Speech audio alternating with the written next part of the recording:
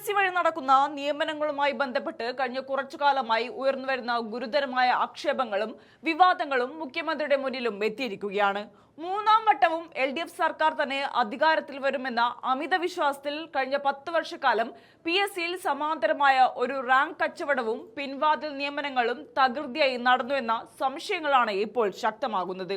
PSCയിലെ ചില ഉന്നതാംഗങ്ങളും ഒരു വിഭാഗം ജീവനക്കാരും അന്നത്തെ ഭരണാനുകൂല സംഘടനകളുടെ നേതാക്കളും ചേർന്നുകൊണ്ട് അർഹരായ ഉദ്യോഗാർത്ഥികളുടെ സ്വപ്നങ്ങൾക്ക് മേൽ കരിനിഴൽ വീഴ്ത്തി നടത്തിയ വഴിവിട്ട ഇടപാടുകളുടെ വിവരങ്ങളാണ് ഇപ്പോൾ ഓരോന്നായി പുറത്തു വന്നുകൊണ്ടിരിക്കുന്നത്. തങ്ങൾ ചെയ്ത ക്രമക്കേടുകൾ ഒരിക്കലും പുറത്തു പോകില്ലെന്ന അഹങ്കാരത്തിലായിരുന്നു ഈ സംഘം പ്രവർത്തിച്ചിരുന്നത്.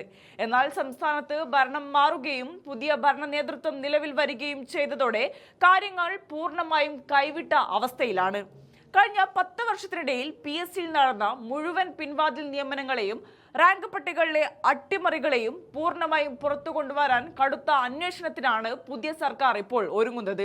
ഇതോടെ PSC ആസ്ഥാനത്തെ ഇടതുപക്ഷ കോട്ടകളിൽ ഇരിപ്പുറപ്പിച്ചിരിക്കുന്ന ഉന്നതരായ പല ഉദ്യോഗസ്ഥർക്കും നേതാക്കൾക്കും ഇപ്പോൾ നെഞ്ചിടിപ്പ് ഏറിയിരിക്കുകയാണ്.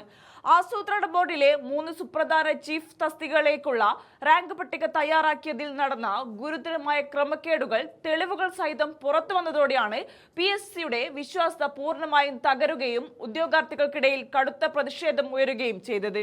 ഈ ഒരു പശ്ചാത്തലത്തിൽ കഴിഞ്ഞ 10 വർഷത്തിനിടെ PSC നടത്തിയ ഒട്ടേറെ മറ്റ് പ്രധാന പരീക്ഷകളും ഇന്റർവ്യൂകളും കടുത്ത സംശയനിഴലിലായിട്ടുണ്ട്. ഏറെ കൊട്ടിയാഘോഷം നടപ്പിലാക്കിയ Kerala administrative service assistant information officer തുടങ്ങിയ മുൻനിര തസ്തികകളിലേക്ക് നടത്തിയ നിയമനങ്ങളുടെയും റാങ്ക് പട്ടികകളെയും കുറിച്ച് നേരത്തെ തന്നെ ഉയർന്നു വരുന്ന ശക്തമായ ആരോപണങ്ങൾക്ക് അടിവരയിടുന്നതാണ് പുതിയ കണ്ടെത്തലുകൾ. മുൻപൊക്കെ ഉദ്യോഗാർത്ഥികളിൽ നിന്നും പ്രതിപക്ഷത്തു നിന്നും ഉയരുന്ന എല്ലാ പരാതികളെയും ആക്ഷേപങ്ങളെയും കമ്മീഷൻ പുച്ഛിച്ച് തള്ളാറായിരുന്നു പതിവ്. എന്നാൽ ഇത്തവണ കൃത്യമായ തെളിവുകൾ സഹിതം മാധ്യമങ്ങളിലൂടെയും മറ്റു വിവരങ്ങൾ പുറത്തു വന്നതോടെ PSCക്ക് ആഭ്യന്തര അന്വേഷണം പ്രഖ്യാപിക്കുകയല്ലാതെ മറ്റു വഴികളില്ലാതായി മാറിയിരിക്കുകയാണ്. PSCയുടെ ഈ ആഭ്യന്തര അന്വേഷണത്തിന് പുറമെ സംസ്ഥാന സർക്കാരും ഒരു പ്രത്യേക ഏജൻസിയെ കൊണ്ട് വിശദമായ അന്വേഷണം നടത്തിയേക്കുമെന്നാണ് സൂചന. കേരളത്തിലെ ലക്ഷക്കണക്കിന് വരുന്ന സാധാരണക്കാരായ യുവാക്കൾ ആശ്രയിക്കുന്ന ഒരു സ്ഥാപനത്തിൽ നിരന്തരം ആക്ഷേപങ്ങൾ ഉയരുന്നത് സർക്കാരിന്റെ പ്രതിച്ഛായയെ സാരമായി ബാധിക്കുമെന്ന കടുത്ത ആശങ്കയിലാണ് ഇപ്പോഴത്തെ ഭരണ നേതൃത്വം. മുഖ്യമന്ത്രി VD സതീശന് ഉദ്യോഗാർത്ഥികളിൽ നിന്നും വിവിധ ഉദ്യോഗാർത്ഥി സംഘടനകളിൽ നിന്നും ഇത് സംബന്ധിച്ച് നിരവധി പരാതികളാണ് ഇതിനകം നേരിട്ട് ലഭിച്ചിട്ടുള്ളത്. PSC നിയമനങ്ങളിലെ സുതാര്യതയും വിശ്വാസ്യതയും പൂർണ്ണമായും ചോദ്യം ചെയ്യപ്പെടുന്ന രീതിയിൽ തുടർച്ചയായി ഇത്തരം വാർത്തകൾ വരുന്നത് തടയാൻ കർശന നടപടി വേണമെന്നാണ് സർക്കാരിന്റെ നിലപാട്. നിലവിൽ ഉയർന്നു വരുന്ന പരാതികളിൽ കമ്മീഷന്റെ ആഭ്യന്തര അന്വേഷണം പുരോഗമിക്കുകയാണ്.